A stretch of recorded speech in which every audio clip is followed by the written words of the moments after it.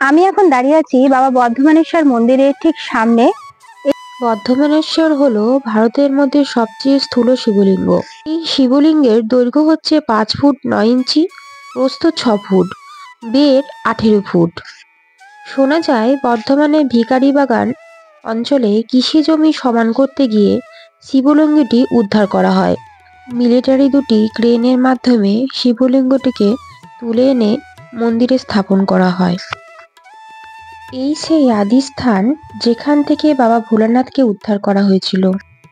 1972 সাল 10ই আগস্ট এই জমিতে মাটি কাটতে গিয়ে কোদালের ঘা লাগে শিবলিঙ্গে। আজও সেই কোদালের আঘাতের চিহ্ন বাবার গায়ে বিদ্যমান।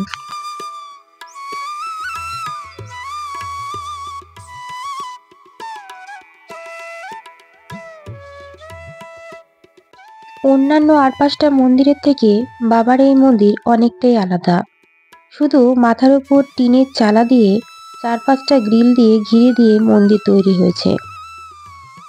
এখানকার স্থানীয় লোকেদের কাছ থেকে জানা যায় বাবার এই মন্দির উন্নতি করতে চাইলেই বাবা ভোলানাথ কোনো না কোনো নির্দেশ দিয়ে বাধা দিয়ে থাকেন। বাবার আবির্ভাব 25শে শ্রাবণ উপলক্ষে ওই দিন কাটোয়া থেকে গঙ্গা জল এনে বাবার মাথায় ঢালা হয়। সেদিন শিবের যজ্ঞ করা হয় ও পরমান্ন ভোগও দেওয়া হয়। শিব মন্দির বলতেই বোঝায় যে ভোলেনাথ আর ভোলে বাবা পারকারিকা। কারণ আমরা জানি যে ভোলে বাবাকে খুব অতি সহজেই আমরা ডাকলে তার সাড়া মেলে। তাই জন্যই তো আমরা শিবরাত্রির দিন এবং নীলের উপোস, বাবার উপোস আমরা করে থাকি। বাবা হচ্ছে শুধুমাত্র 3টে বেলপাতাতেই সন্তুষ্ট।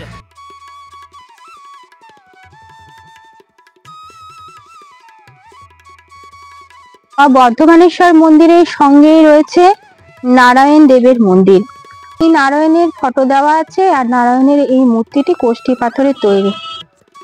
সঙ্গেই ধূপ দেওয়ার একটি জায়গা স্ট্যান্ড করা হয়েছে। এখানে ভক্তরা এসে পুজো দিয়ে ধূপ দেখায়।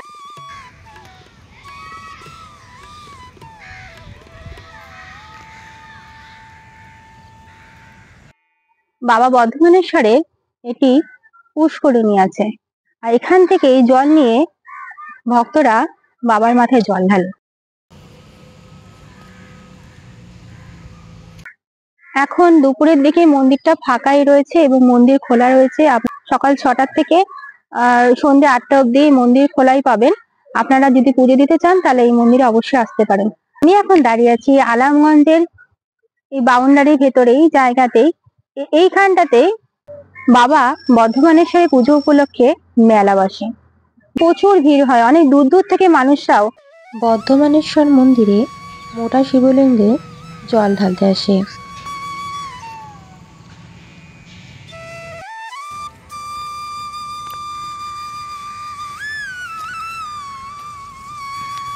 এখন তোমরা দেখতে পেলে যে বর্ধমানেশ্বর আমি 4-5টা ঘুরে দেখাচ্ছি। এই বর্ধমানেশ্বরে তোমরা কিভাবে আসবে? তোমরা বর্ধমান জংশন স্টেশন থেকে টোটোতে করে আসবে এই আলামগঞ্জের মোটা শিবতলা। তোমরা ওখান থেকে টোটোতে বলবে যে আমরা আলামগঞ্জ বর্ধমানেশ্বর মন্দির যাব, তাহলেই তোমাদেরকে নিয়ে আসবে। ওখান থেকে ভাড়া পড়বে প্রায় 30 টাকা মতো মাথা পিছু। কলকাতা থেকে যারা আসবেন তারা হাওড়া থেকে বর্ধমান আসার ট্রেন ধরে বর্ধমান জংশন স্টেশনে নামবেন।